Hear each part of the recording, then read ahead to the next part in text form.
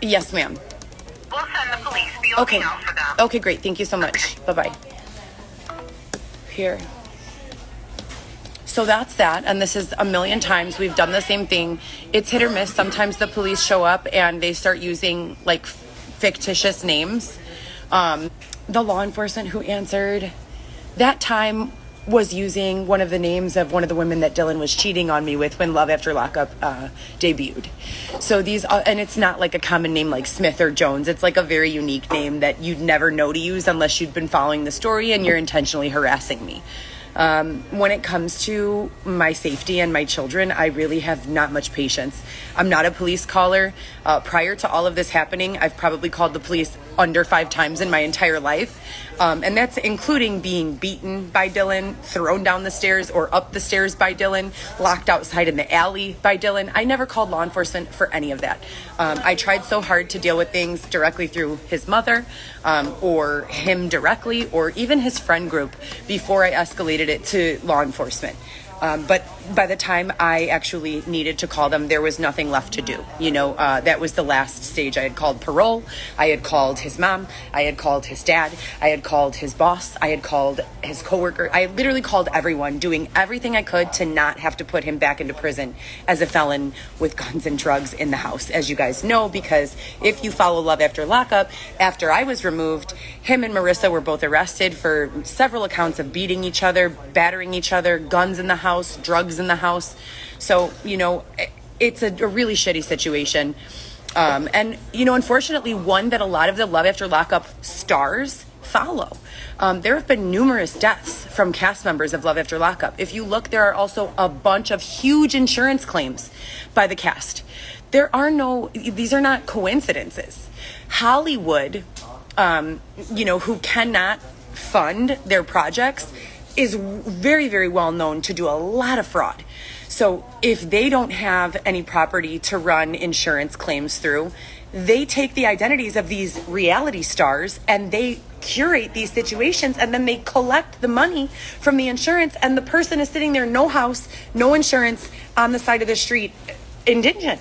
And when they go to court over it, the person in Hollywood, I say Hollywood, it's really just television, it's entertainment, it's con artists.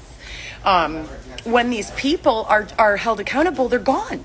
They're absolutely gone. And you've got the people who actually owned the home or the car or whatever the insurance claim that was run. They're sitting there with no property left. The same thing that happened to me. Where's my car? Right? Where's my home? Where are my kids? Where's my family? I don't do drugs. I'm not in a gang. I have no criminal record. Make it make sense, right?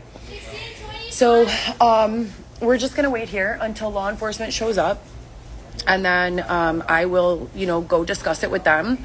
I will let you guys see when they pull up, and I'll also post a verbatim copy of the report that I filed online, and that's exactly what I'm going to tell them. I'm not going to bring you guys just because there have been a lot of insinuations that I'm I'm a grown woman, okay? Whatever these little teenagers call cop killers or whatever, I have no idea. I'm a 36-year-old woman. Yes, I get Botox. Yes, I get Juvederm. Yes, I get Radiesse. I've had them each about 10 times, okay? I pay out of pocket. So thank you if you're saying that I look young, but I'm a grown-ass woman. I have no time for games. I am not a cop killer. I don't kill anyone. I've never done a murder. I've never done anything weird. I don't do crimes. I don't know what you people think this is. But I don't want any drama. I want this situation to be handled. So I'm going to stay on the live. Hopefully they will arrive. If a reasonable amount of time passes that they don't arrive, I will just end the live and I will post a screenshot of the actual report that was filed. It did go through. We did receive confirmation and I did save it to my phone.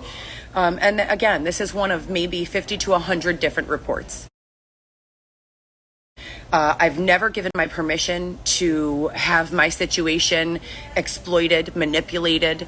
I've never agreed to participate in the filming of any movie or been anyone's subject of any sort of weird drama. I want nothing to do with it. Since the day they threw me out of my home and destroyed my vehicle, all I've been crying about is getting my vehicle and home back and being with my children, who I've raised every single day of their lives from the moment they were born all the way until January 2020 when they were forced to go live with their fathers respectively. I have been literally mostly in isolation since then. I met Xavier 15 months ago after spending a period of nearly 3 years alone, living in my car, Airbnb, or hotels. During that time was the time that I was bludgeoned, sexually assaulted multiple times, robbed multiple times for thousands of dollars.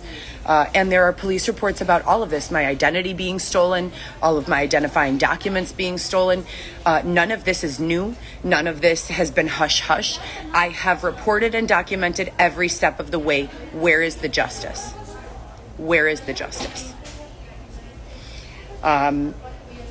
Literally, I'm tired. I'm 16 weeks pregnant. I'm being blatantly denied my right, hear me when I say this, my right to choose an OB gynecologist. I have attempted on numerous occasions. I've spent hours on the phone with Medicaid, attempting to choose a plan that allows me to see a physician. They blatantly refuse. I have all of the call logs to prove that as well. They tell me that I have to see a doctor in their network and send me a list of doctors. Every single one on the first 6 pages, and I'll post that as well, direct links, are abortion clinics. So they refuse to send me a referral to OB gynecology and send me lists of abortion clinics. It's disgusting. I don't know what to do. I am not having an abortion. I am not putting my baby up for adoption. I am going to keep on fighting for life for myself, as well as my unborn child, as well as the rest of my family, until I have no air left in my lungs. And that's what's going to happen. I've never been so disgusted with society in general. I don't know how this can be permitted to continue. And it's terrifying. So here's the law right now. Are they turning in? They're turning in. You're taking your phone? Just my phone. Hold it portrait way. Okay, well. Looking at you. Can you just watch my purse? Yes. I'll be right up. Or are you gonna come out? I might go out in a minute. I'm gonna watch your Don't let anything get on top of this, please. Just hold your phone portrait mode. Okay. So that you can capture what they're saying and you can be pointing at yourself, not the cops. All right, I'll be right back. Thank you.